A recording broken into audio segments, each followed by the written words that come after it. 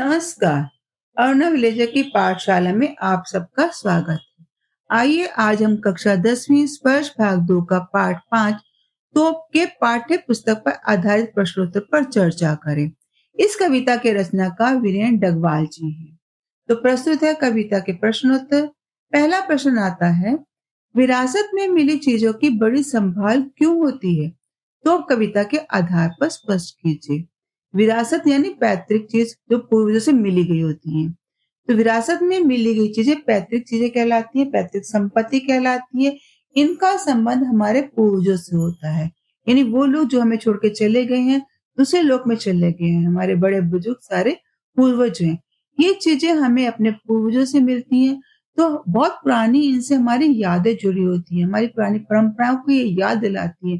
तो इनके साथ हमारा भावनात्मक संबंध बन जाता है। हमारे लिए ये बहुत अमूल्य होती है। पूर्वज हमें इन्हें सौंप कर जाते हैं, संभाल कर देकर रखने के लिए कह के जाते हैं। हमें इन चीज़ों को संभाल कर रखना चाहिए क्योंकि ये हमारी पुरानी पीढ़ी दर पीढ़ी मिलने वाली परंपराएं, संस्कार इत्यादि से संबंधित होती हैं। तो विरासत में मिली चीज़ों की रक्षा करने का दायित्व हम सभी पर होता है। तो ये हमारी जो पूर्वज से मिली धरोहर है, इसमें इतिहास भी तो छिपा होता है। इससे हमारी हमें महान अपनी संस्कृति का पता चलता है और उसी के बल पर हम अपने बच्चों के उज्जवल भविष्य की नींव मजबूत कर सकते हैं। अतः विरासत में मिली चीजों की बड़ी संभाल होती है, यानी बड़ा संभाल कर रखा जाता है उन्हें। प्रश्न 2, तोप कविता में आपको तोप के विषय में क्या जानकारी मिलती है? तो इस कविता में हमें तोप के विषय में निम्नलिखित जानकारी मिलती है। पहली बात तो ये कि तोप जो है 1857 के स्वतंत्रता संघर्ष में प्रयोग की गई थी। अंग्रेजी शासन था उस समय। अंग्रेज शासकों ने भारतीय क्रांतिकारियों को का दमन करने के लिए इसका प्रयोग किया था। इस तोप ने अनेक सूरमाओं यानी योद्धाओं, वीर शक्तिशाली जो हमारे योद्धा थे, उनके धज्जे उड़ा दे थे, यानी उनके चित्रे उड़ा देते थे, उनकी धज्जियां उड़ा दी थी, उन्हें मार डाला था। ये तो बड़ी जबर थी, यानी बड़ी जबरदस्त, बड़ी शक्तिशाली थी। अब ये तोप प्रदर्शन की वस्तु बन गई है क्योंकि अब अंग्रेज शासक रहा नहीं है, तोप का प्रयोग नहीं होता, तोप निस्तेज हो गई है और अब कंपनी बाग के मुहाने यानी किनारे यानी प्रवेश द्वार पर सजाकर रखी गई है। तो सजावट की वस्तु बनकर ये रह गई है। अब इससे कोई नहीं डरता, इस पर बच्चे घुड़सवारी करते हैं। कभी ये तोप जब आग उगलती थी तो सबके लिए भय का कारण बनी हुई थी। अब शक्तिहीन हो गई है तो अब इससे कोई नहीं डरता है। यहाँ तक कि बच्चे भी इस पर सुविधा से आसानी से घुड़सवारी कर लेते हैं। गुरैया चिड़िया भी जो है इसके भीतर तक घुस जाती है। ये कविता बताती है कि शक्तिशाली चाहे व्यक्ति हो चाहे साम्राज्य हो, एक ना एक दिन वो धराशायी हो जाता है, यानी एक ना एक दिन उसका अंत अवश्य होता है। प्रश्न 3, कंपनी बाग में रखी तोप क्या सीख देती है? कंपनी बाग में रखी तोप यह बताती है कि आतताई यानी अत्याचारी चाहे कितने ही शक्तिशाली क्यों ना हो, पर एक बार उनका अंत अवश्य होता ही है। मानव शक्ति सबसे प्रबल होती है और वही हमारी विजय होकर भी रहती है। तोप, गोला बारूद, बंदूक की शक्ति कभी भी किसी भी जन आंदोलन को कुचल नहीं सकती। कुछ देर के लिए चाहे उनको रोक दे, उनको पीछे हटा दे, लेकिन तब भी जन आंदोलन के सामने ये बड़े बड़े अस्त्र शस्त्र टिक नहीं पाते हैं। तो कंपनी बाग में जो रखी तोप है वो हमारे, चाहे उसने जाबाजों को मौत के घाट उतारा था, लेकिन हमारा बलिदान व्यर्थ नहीं किया था और उस बलिदान का नतीजा ये था कि हमारा जो था स्वतंत्रता संग्राम इतना आगे प्रबल बना और उसने अंग्रेजों को यहाँ से खदेड़ दिया। तो अंग्रेजों ने चाहे कितने ही अत्याचार क्यों ना किए हों, हमारे लोगों ने क्या किया, उस ब्रिटिश सत्ता को उखाड़ फेंका था। तो तोप जो है ये उसी अंग्रेज सत्ता का प्रतीक बनकर यहाँ रखी गई है। प्रश्न 4, कविता में तोप को 2 बार चमकाने की बात की गई है। वे 2 अवसर कौन से होंगे? तो कानपुर का जो कंपनी बाग है उसमें ये तोप रखी गई है।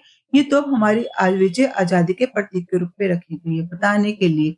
2 बार चमकाई जाती है ये, एक तो 15 अगस्त के दिन, दूसरा 26 जनवरी। 15 अगस्त यानी स्वतंत्रता दिवस और 26 जनवरी यानी गणतंत्र दिवस। ये 2 विशिष्ट अवसर है जिसमें शक्ति प्रदर्शन किया जाता है। तो शक्ति प्रदर्शन के लिए इनको चमकाया जाता है और इन्हें प्रदर्शित किया जाता है, यानी लोगों को देखने के लिए रखा जाता है। ये जो है हमें वीर शहीदों की याद को ताज़ा करता है, बताता है कि कैसे जो थे हमारे वीर योद्धाओं ने जो था अपना बलिदान देकर इस आज़ादी को हासिल किया था। तो ये तोप जो है वास्तव में इस समय क्या करती है, हमारे मन में राष्ट्रीयता की भावना को बढ़ावा देने का कार्य कर रही है। प्रश्न ख, निम्नलिखित का भाव स्पष्ट कीजिए। अब तो बहरहाल छोटे लड़कों की घुड़सवारी से अगर ये फारिग हो, तो उसके ऊपर बैठकर चिड़िया ही करती हैं गपशप। अब इस पंक्ति का भाव स्पष्ट में ये आता है कि ये जो तोप है, अब इसका कोई महत्व रहा नहीं है, शक्तिहीन हो गई, निस्तेज हो गई है, तो कोई महत्व ना रहने के कारण जो तोप कभी आग उगलती थी, अब बच्चों के लिए खिलौना बनकर रह गई है। यहाँ तक कि छोटे बच्चे जो जब भी आते हैं, आकर इस पे घुड़सवारी का खेल करने लग जाते हैं, यानी इस पे चढ़ते हैं, खेलते हैं, कूदते हैं। अगर बच्चों से फुर्सत पा जाते हैं कभी, यानी जब बच्चे चले जाते हैं, कोई नहीं रहता, तो बच्चों से फारिग हो जाती है। फारिग होने का मतलब फुर्सत पा लेते हैं। तब क्या करते हैं, पक्षी आ जाते हैं इसमें। पक्षी कौन? गौरैया, चिड़िया वहाँ आ जाती हैं। ये उनका विश्राम स्थल बनकर रह गई है। चिड़िया आती हैं, आकर बैठ जाती हैं और आपस में गपशप करती हैं, यानी चहचहाती हैं।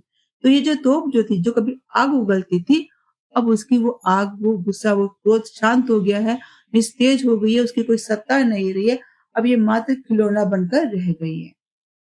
भावस्पर्श में दूसरा आता है, वे बताती हैं कि दरअसल कितनी ही बड़ी हो तो एक दिन तो होना ही है उसका मुंह बंद। अब इसमें क्या आता है कि जो तोप जो थी, जो बहुत शक्तिशाली, बहुत बड़ी थी, अब क्या है, उसकी शक्ति खत्म हो चुकी है। यहाँ तक कि अब तो गौरैया तक भी उसके मुंह में घुस जाती हैं, यानी इतनी शक्तिहीन हो चुकी है। अब तोप के अंदर, मुंह के अंदर किसी चिड़िया का घुसना इस बात का संकेत करता है कि जो कितना भी बड़ा शक्तिशाली निरंकुश होता है, एक दिन उसको हथियार डालने ही पड़ते हैं, एक दिन उसकी शक्ति क्षीण हो जाती है। प्रश्न 3, उड़ा दिए थे मैंने अच्छे-अच्छे सूरमाओं के धज्जे। इन पंक्तियों का भाव ये है कि ताकत के समक्ष बड़े-बड़े शूर जो है, वीर जो है पस्त जाते हैं, हार जाते हैं, हिम्मत हार जाते हैं। तोप के सामने सूरमा टिक नहीं पाए थे। इस तोप ने देश को आजाद कराने का सपना देखने वाले, साकार करने वाले जितने जाबाज थे, उनको मौत के घाट उतार दिया था। यानी युद्ध हुआ, युद्ध में जितने शूरवीर थे, इस तोप के सामने टिक नहीं पाए थे और जो थे वो मौत के घाट उतर गए थे। तो इसमें जो बताया गया है कि जब तोप सामने होती है, तो तोप के समक्ष सूरमा योद्धा टिक नहीं पाते हैं। इस पंक्ति का ये भाव स्पष्ट किया गया है। प्रश्न 2, तोप शीर्षक कविता का भाव समझते हुए इसका गद्य में रूपांतरण कीजिए। रूपांतरण करना यानी इसको बदल देना, उसका रूप बदल देना, उसका आकार बदल देना। हिंदी की बेटा 2 विधाएं होती है, गद्य विधा और पद्य विधा। गद्य जैसे गद्यांश, जैसे आपके यहाँ पठित गद्यांश हो जाते हैं। चैप्टर आपका जैसे बड़े भाई साहब वाला चैप्टर हो गया, अनुच्छेद, ये गद्य में लिखे जाने वाले थे। और दूसरा होता है पद्य भाग, जिसमें दोहा, चौपाई, कविता वगैरह आती है।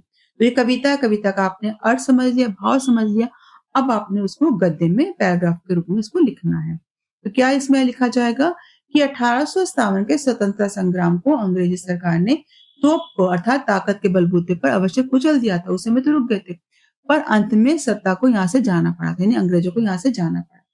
1857 का संग्राम हुआ, संग्राम में उन्होंने युद्ध किया, तो हमारी तोप को के बल पे हमारे शहीदों को कुर्बान किया, बलिदानियों को की जान ली, मौत के घाट उतारा। लेकिन वो जो प्रथम स्वतंत्रता संग्राम था, उसने ऐसी आग भड़काई कि नतीजा क्या हुआ कि हमारा देश आजाद हुआ, क्योंकि उनका बलिदान व्यर्थ नहीं गया था, जो इन्होंने कुर्बानी दी थी। और इसका नतीजा यही था कि हमारा आंदोलन भड़कता गया, भड़कता गया। अब तक उस क्रूर सत्ता के प्रतीक के रूप में जो तोप है, सजावट के रूप में रखी गई है कंपनी बाग के मुख्य द्वार पे, प्रवेश द्वार पे, मुहाने पर। इसे बड़ी संभाल कर रखा जाता है ताकि लोग जान सके कि हमारे पूर्वजों ने अपना अमर बलिदान देकर इस तोप से अत्याचार करने वाले शासकों को इस देश से विदा कर नहीं दिया।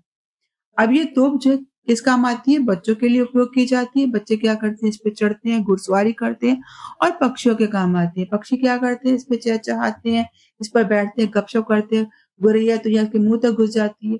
तो अब ये डरने की चीज़ नहीं, खेलने की चीज़ बन गई है। वो जो तोप जो डरावनी थी, आग उगलती थी, जो लोगों के प्राण ले लेती थी, अब ये तोप जो है जिसकी शक्ति निस्तेज हो गई है, अब ये डरने का साधन नहीं रही है, अब ये खेल का साधन बन गई है। तो अब किसी को इससे किसी प्रकार का कोई भय नहीं है। तो ये तो बताती है कि जो अन्यायी ताकतवर को कितना ही क्यों ना हो, एक ना एक दिन उसका अंत अवश्य होता है। आशा है आपको इस पाठ के सभी प्रश्नोत्तर समझ में आ गए होंगे। अगर किसी प्रश्न के उत्तर में लिखने में आपको कोई दुविधा हो, कोई कठिनाई हो, तो आप मुझे जो है कमेंट में लिख सकते हैं।